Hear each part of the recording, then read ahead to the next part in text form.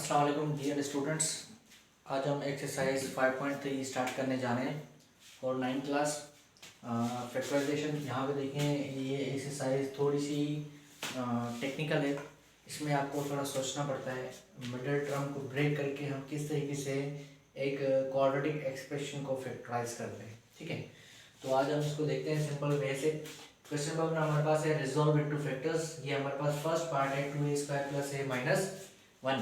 अब देखिए यहाँ पे मैं इसको किस तरीके से रिजॉल्व करता हूँ फैक्टर्स में। तो देखिए, इसमें सबसे पहले आपके पास फर्स्ट प्रोसीजर आपका ये होता है। मैं थोड़ा यहाँ पे आपको जनरली समझाता हूँ। आपके पास है ax² + bx + c। आप यहाँ पे क्या करेंगे, ये जो x² है, जो पावर 2 वाली जो वेरिएबल जो होगा, इसके आगे कोई ना कोई कोफिशिएंट लिखा होगा। अगर कुछ कोफिशिएंट नहीं है तो हमें पता है वहाँ पे 1 होता है। ठीक है, इस कोफिशिएंट को आप इस कांस्टेंट वैल्यू के साथ मल्टीप्लाई कर लो, आपके पास एक आंसर आ जाएगा AC, कोई भी एक आंसर आ जाएगा। ठीक है, आप उसके फैक्टर्स बना लें। फैक्टर्स बनाना भी आपको आते हैं। अब यहाँ मिडल में आपके पास लिखा हुआ है bx। b को हमें इस तरीके से ब्रेक करना होता है दो वैल्यूज में, जैसे कि मिसाल के तौर पे e + f में मैंने ब्रेक कर दिया।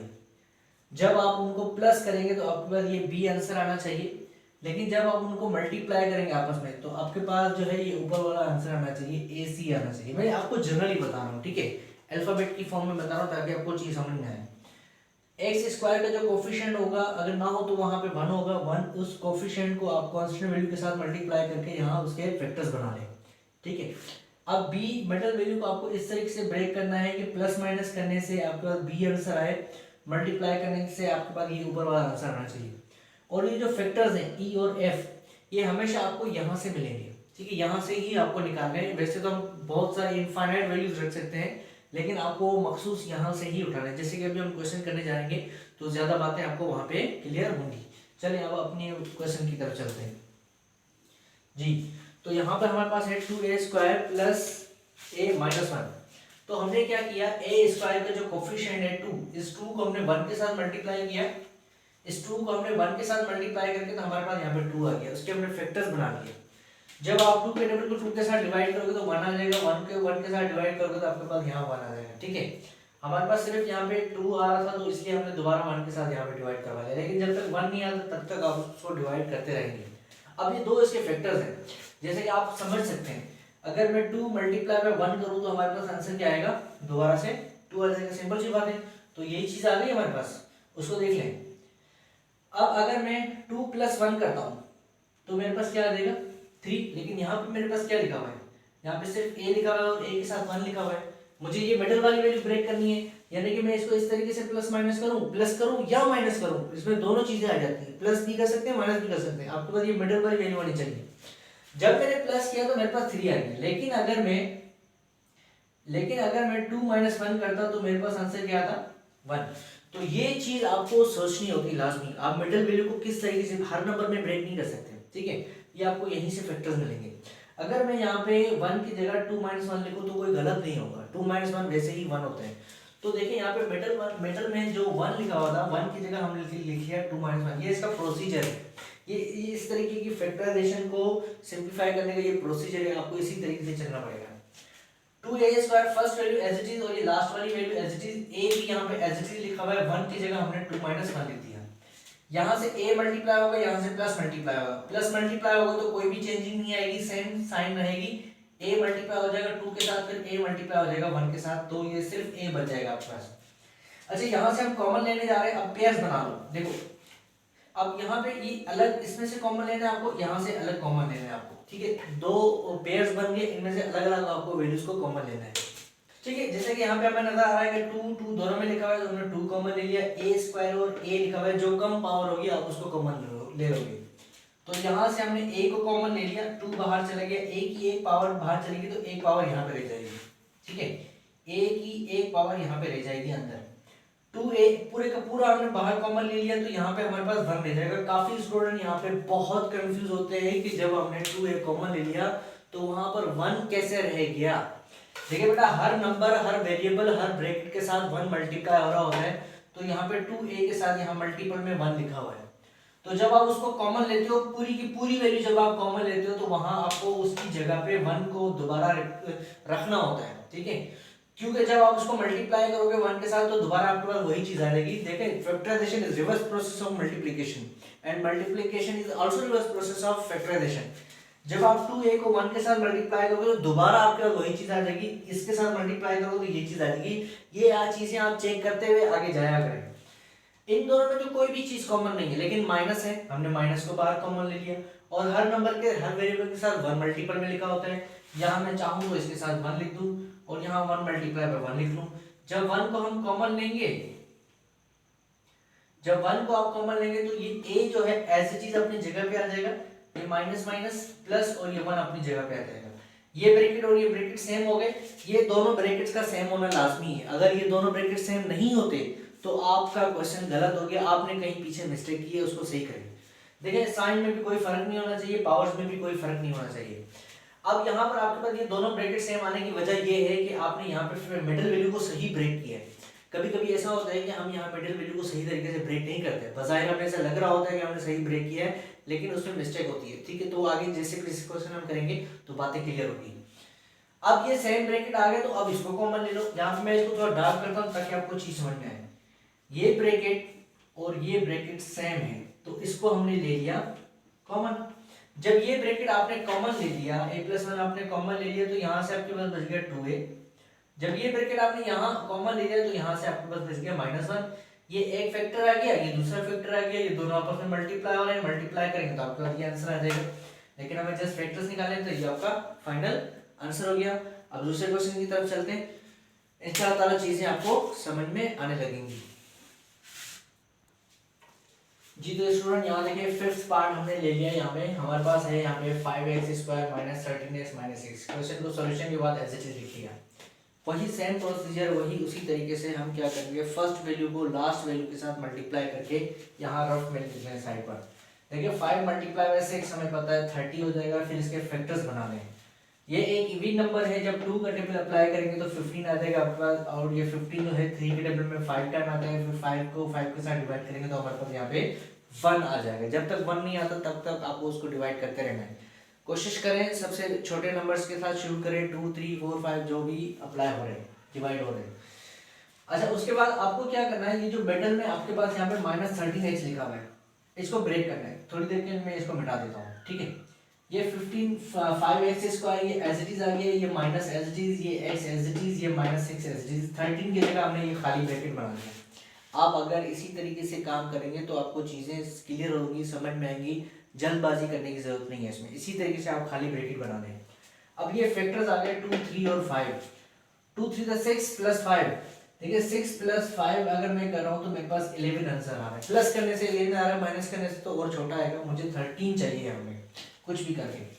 अच्छा, अगर मैं इसको थोड़ा चेंज कर दूं स्ट्रेटजी को, तो 3 5 दा 15 और 2 15 + 2 कितना हो जाएगा हमारे पास, ये 17 हो जाएगा। लेकिन अगर 15 - 2 करूं तो यहाँ पे मेरे पास क्या आ जाएगा, 13 आ जाएगा।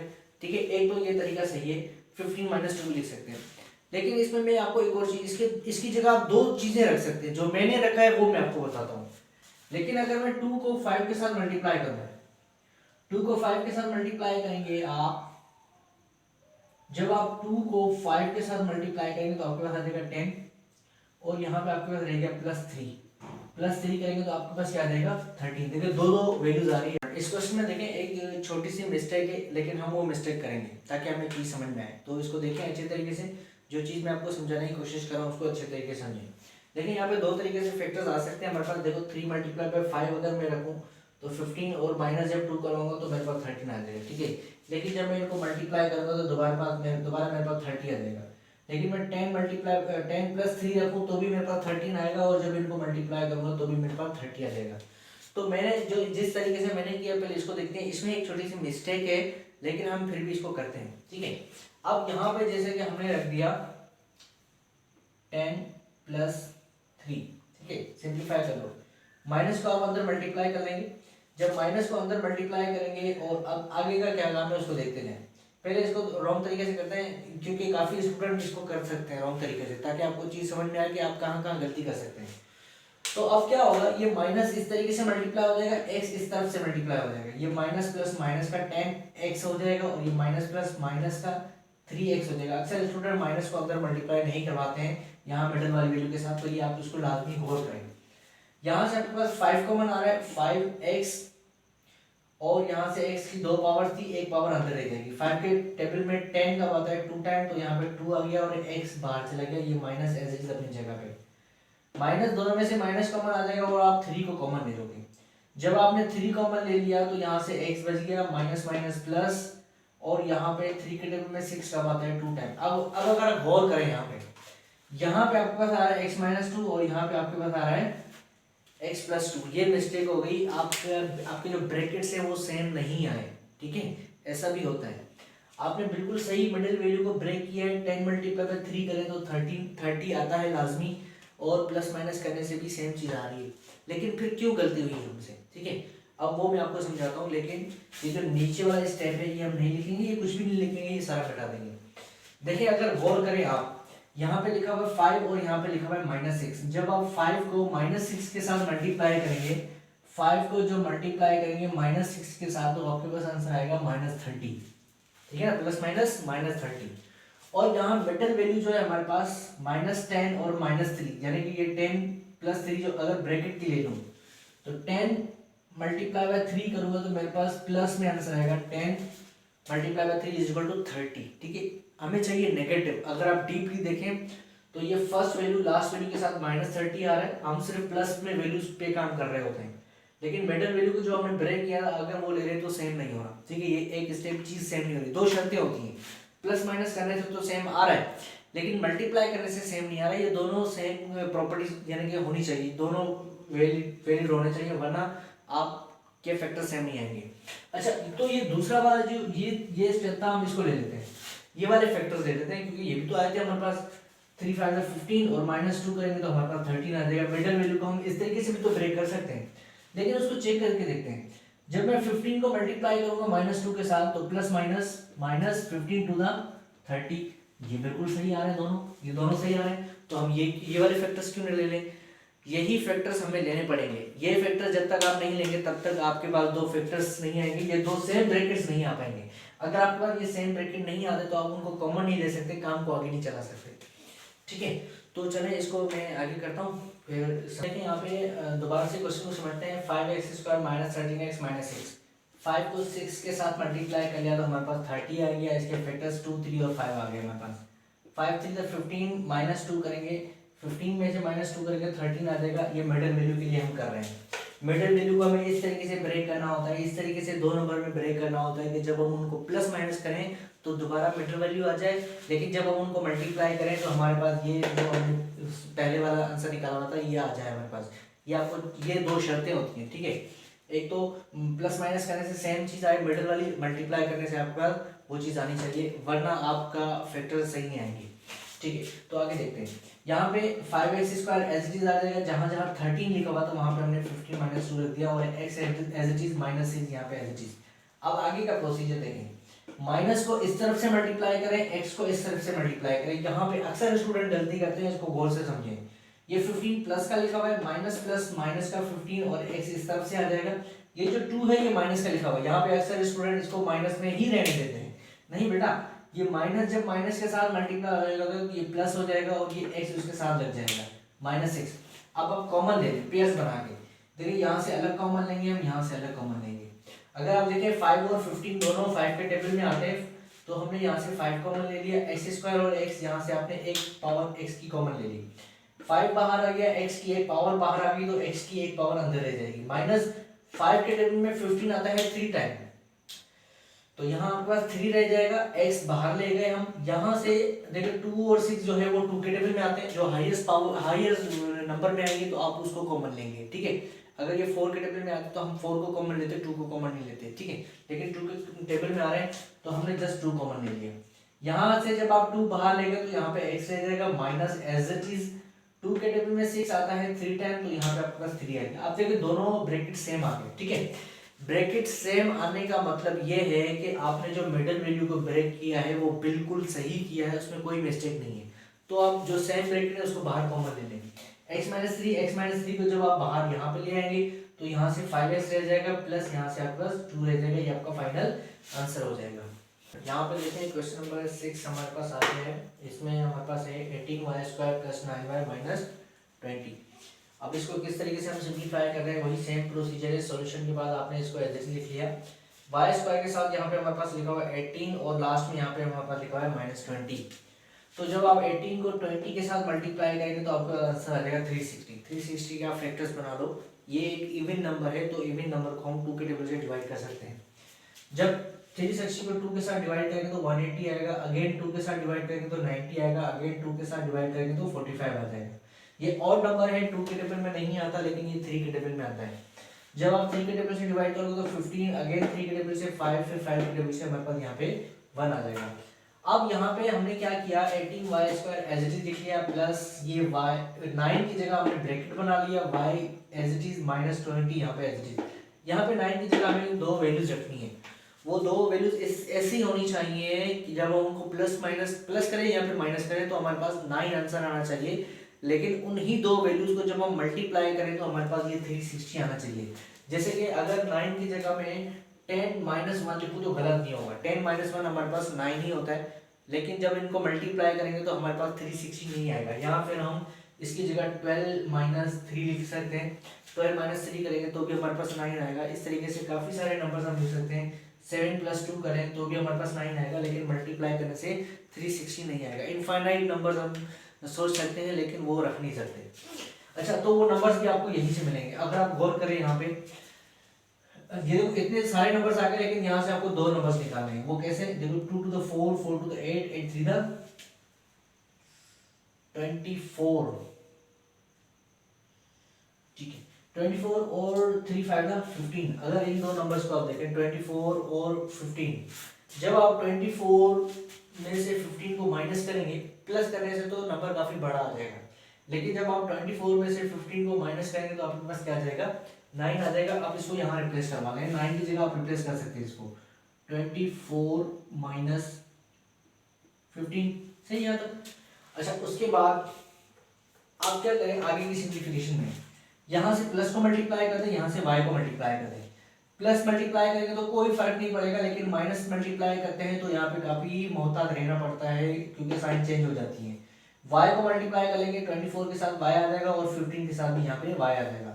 अब इन दोनों में से अलग कॉमन लेना है हमें, इन दोनों में से अलग वैल्यू कॉमन लेनी है। अगर आप गौर करें 18 और 24 2 के टेबल में भी आते हैं, 3 के टेबल में भी आते हैं, और 6 के टेबल में भी आते हैं, लेकिन जो बड़ी से बड़ी वैल्यू में आ रहे होंगे हम उसमें से कॉमन ले लेंगे, ठीक है। तो देखिए 6 के टेबल में आते हैं तो हमने यहाँ पे 6 कॉमन ले लिया, और y को भी कॉमन ले लिया।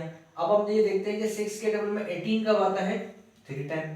y की एक पावर बाहर ले ली हमने, तो एक पावर यहाँ रह जाएगी, प्लस अब ये देखेंगे 6 के टेबल में 24 कब आता है, 4 टाइम, तो यहाँ पे हमारे पास 4 आ गया, और ये y बाहर चला गया। अब आगे की तरफ चलते हैं, -15y - 20, इसमें से हमारे पास क्या कॉमन आ रहा है, सिर्फ 5 कॉमन ले सकते हैं हम, क्योंकि ये 15 और 20 जो है 5 के टेबल में आते हैं। कहाँ तक आते हैं वो देखते हैं। सबसे पहले माइनस कॉमन ले लिया अपने, 5 को कॉमन ले लिया। 5 के टेबल में 15 आता है 3 time, y as it is, और ये माइनस माइनस प्लस, 5 के टेबल में 20 आता है 4 टाइम, तो यहाँ पर आपके पास 4 आ गया। दोनों ब्रैकेट सेम आ गए हमारे पास, कोई वैल्यू में डिफरेंस नहीं है, कोई साइन में डिफरेंस नहीं है। तो इससे ये साबित हो गया कि जो हमने 9 को ब्रेक किया वो बिल्कुल ठीक ब्रेक किया है, हमने गलत ब्रेक नहीं किया। तो ये जो सेम ब्रैकेट आ रहा है, आप इसको कॉमन ले लेंगे तो यहाँ से आपके पास बचेगा 6y, और यहाँ से आपके पास बचेगा -5। उम्मीद करता हूँ आपको ये चीज़ समझ में आई होगी। इस वीडियो को बार बार देखें तो चीज़ इंशाल्लाह ताला आपको ज़रूर क्लियर होगी। Question number 2, factorise the following, इसका फर्स्ट पार्ट आप करने जा रहे हैं। इस क्वेश्चन के 3 पार्ट्स हैं, और ये तीनों पार्ट्स को करने का तकरीबन एक फर्स्ट स्टेप सेम है। तीनों पार्ट्स में हमें कुछ ना कुछ वैल्यू कॉमन लेनी होती है, उसके बाद हमें मिडिल वैल्यू को ब्रेक करके इसको फैक्टराइज करना होता है, ठीक है। वैसे ये क्वेश्चन नंबर 1 के जैसा ही है, लेकिन एक छोटा सा डिफरेंस है बस। तो देखते हैं इसको। फर्स्ट पार्ट में हमारे पास है 24x² - 81x + 27। अगर आप गौर करें 24, 81 और 27 ये तीनों नंबर जो है 3 के टेबल में आते हैं। सॉल्यूशन के बाद हमने क्वेश्चन को एज लिख लिया। फर्स्ट, सेकंड और थर्ड वैल्यू से हमने 3 कॉमन ले लिया। 3 के टेबल में 24 कब आता है, 8 टाइम। 3 के टेबल में 81 आता है 27 टाइम। 3 के टेबल में 27 आता है 9 टाइम। आप डिवाइड करके भी इसको चेक कर सकते हैं। अब वही सेम क्वेश्चन नंबर 1 की तरह हमें मिडिल वैल्यू को ब्रेक करके फैक्टराइज करना है, जो ब्रैकेट के अंदर आ गया है। देखिए फर्स्ट वैल्यू को लास्ट वैल्यू के साथ मल्टीप्लाई करेंगे तो हमारे पास आ जाएगा 72। अब इसको फैक्टर्स बना लो, फैक्टर्स इसके निकाल लें। 72 एक इवन नंबर है, 2 के टेबल में 36 टाइम आता है, 36 2 के टेबल में 18 टाइम आता है, 18 2 के टेबल में 9 टाइम आता है। ये ऑड नंबर आ गया, 3 के टेबल से डिवाइड करेंगे तो 3 3 अगेन डिवाइड करेंगे तो यहाँ पे हमारे पास 1 आ जाएगा। अब हमें यहाँ 27 की देखिए, ये 18x² एज इट इज, ये 3 कॉमन लिया था as it is, minus as it is, यहाँ x एज इट इज और ये प्लस का 9 यहाँ पे एज इट इज। 27 नहीं लिखा हमने, 27 की जगह हमने ब्रैकेट बना लिया।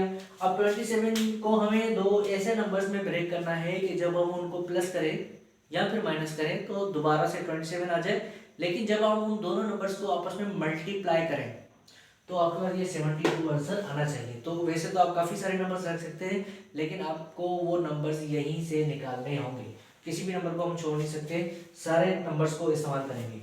देखिए ज़रा, 2 to the 4, 4 to the 8, 8 से 24 और 24 और रह गया 3, 24 को जब प्लस करोगे 3 के साथ तो आपके पास 27 आ जाएगा लाजमी। तो यहाँ पे हम ये दो नंबर रखेंगे, कौन से, 24 प्लस 3, ठीक है। अब आगे की सिंप्लीफिकेशन देखिए, यहाँ पे अक्सर स्टूडेंट गलती कर रहे हैं, अब माइनस का नंबर साइन आ रहा है, यहाँ माइनस के साइन में अक्सर गलती होती है।